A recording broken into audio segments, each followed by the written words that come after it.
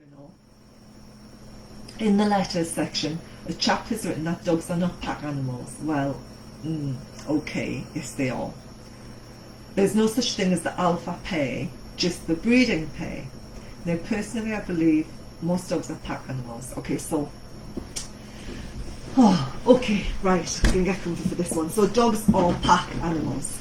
Dogs, there's no getting away from it. Dogs are social predators. They live in a social group.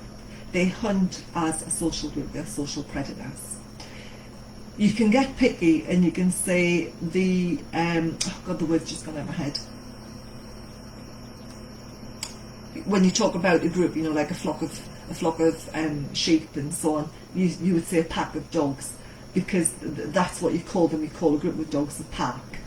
Now, what he's jumping about between packs of dogs and packs of wolves. So when you're talking about an alpha pair as opposed to a breeding pair, he's talking about wolves. So this chap who's written the letter,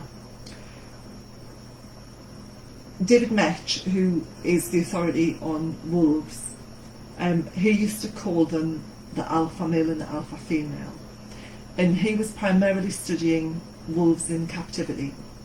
When he started studying wolves in the wild, when he started studying wolves in the wild, he realised that the pack dynamics, there's that word pack, the pack dynamics were different with wolves in captivity to wolves in the wild. And the reason being was that wolves in the wild, it is very much a breeding pair, and the correct terminology for wolves in the wild is the breeding pair, because the way a pack forms in the wild is you've got mum and dad, and they do what, you know, they get together and they do what wolves do when they get together, and they then have a litter, and then the litter of wolves will grow up. Some of them will leave the pack and they'll set up a new pack, and some of them will stay, and then the breeding pair will have another litter, and so the pack then expands. Some of them leave, some of them stay, and so a wild wolf pack is made up of brothers and sisters, and from various litters, you know. So you could have like an older litter mate with a full sibling, but much younger from a later litter, and that's absolutely correct. So that's your breeding pair on wild wolves. When you then talk about captive wolves, it's very different, because a captive wolf pack is an artificially created pack. Sometimes it is siblings, but more often than not it's an artificial pack. And when you bring together wolves in captivity and you put in an artificial pack, the only way that you can get any kind of hierarchy, any kind of ranking, is through dominance displays. And the dominance displays could be anything from a wolf nailing another wolf, and the wolf will display submissive behaviour, and at that moment the hierarchy is formed. You would then bring another wolf in, and you might have a bit of argy-bargy going on again, and what was the low ranking in a mega wolf might then all of a sudden become a mid-ranking wolf, because the new wolf come in is more submissive. It's a lower energy wolf. And so when you have a captive pack and you're bringing them together like that, the way the hierarchy is worked out is through dominance and submission, dominance and submission, and the correct term then is the alpha male and alpha female. So when you're talking about wolves in captivity, you're talking alpha male and alpha female, because the way the pack is generated together is artificially, and the only way they can get to being the top kiddie is through displays of dominance. In the wild it's very much the breeding pair. Now when I've worked, and I have worked with wolves in the past, and what I find really interesting is that you will have the wolves on one side of the wire, and then you'll have the wolves and they'll be talking to each other, you know, they'll be demonstrating the same body language, and they'll be racing each other up and down the wire, you know, the partition between them.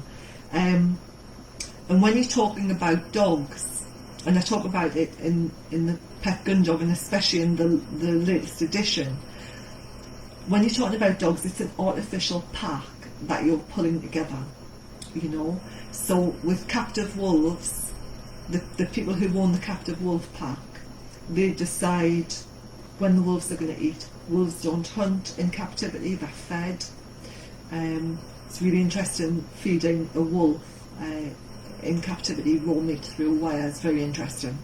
And so the captive wolves, we feed them, we say where they can range, we say when they can mate, who they can mate with, if we're not going to castrate them, that is, if we're not going to neuter them.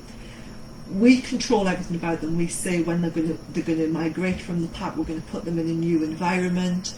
We say which pack members are coming in, which pack members are coming out. Now, we do exactly the same thing for with dogs. So we have our little pack at home. We've got more than one dog. My dogs don't have a choice who joins their pack. I make that decision. And I say if the dog's staying with me for life, and if there's an issue in my pack, then it's my job to resolve it or move a dog on if it's going to get dangerous with the dog being part of the pack. And so I think the person who wrote this letter doesn't know what he's talking about, actually. That was a bit blunt, wasn't it? But he doesn't know, he doesn't know enough to be able to say that, what he said. And there's a really good video by David Metch, and he's actually saying exactly the same thing. You know, when you're talking about wolves in the wild, it's the breeding pair. When you talk about wolves in captivity, it's the alpha male and alpha female. And you know, there was a thing done, a study done on dominance in dogs, and the Dogs Trust on 19 neutered males, which was farcical. It wasn't peer reviewed, and it was published without peer review, and that really upset the apple cart. There has since been studies done which disproves that journal, which categorically says there is dominance in dogs. And why wouldn't there be? You know, why wouldn't there be dominance in dogs? Dogs are special, they're amazing creatures, but actually they're not that special. They cannot be the only animal on the planet that lives in a social group that does not have displays of dominance and dominance and submission, and you know, alpha and omega and the beta, you know, the different ranks going through it. So dogs are special, but you know what, they're not unique. They are a social predator, and as a social predator, whether that group is a wild dog living in the wild or whether that's part of a pack sleeping on the bed in the sitting room, when any animal, ourselves included, live in a social group, there will be group rules, and we call them boundaries in training. Our rules are our boundaries. And so I hope that makes sense, the way it all works. And you know, I've been very privileged that I've worked with wolves as a kinesiologist. So I've done physical hands-on therapy with wolves, 2 wolves, and I've also done behaviour modification with a pack of Arctic wolves, where I did a behaviour modification programme for them because we needed to change the way they're behaving because they're getting a little bit dangerous. And so I feel quite privileged to have worked with dogs and packs of dogs, and you know, I've worked with the inter-pack aggression. There's that word again, pack. I've worked with inter-pack aggression with dogs, and I've also worked with a small pack of wolves as well. So yes, I hope I didn't go too off topic for you, Zeb. I hope that's okay. Little lecture on packs there, but they're so interesting. I mean, they're just, you know, I love dogs. They're just amazing, and you learn when you have more than one dog. When you have more than one dog living in the house, you know, all you have to do is look at the dog. You can read as many books as you like, you can read as many journals as you like, but at the end of the day, if you want to learn about dogs, you learn from the dog. You watch and you watch again, and you watch how they react, and you watch their body language, and you watch their weight distribution, and then you see what they do when another dog comes into the room, and you watch the 2 dogs and you watch how they interact. I think sometimes people don't read everything. Sometimes people just read the information they need to back their theory up rather than disprove the theory.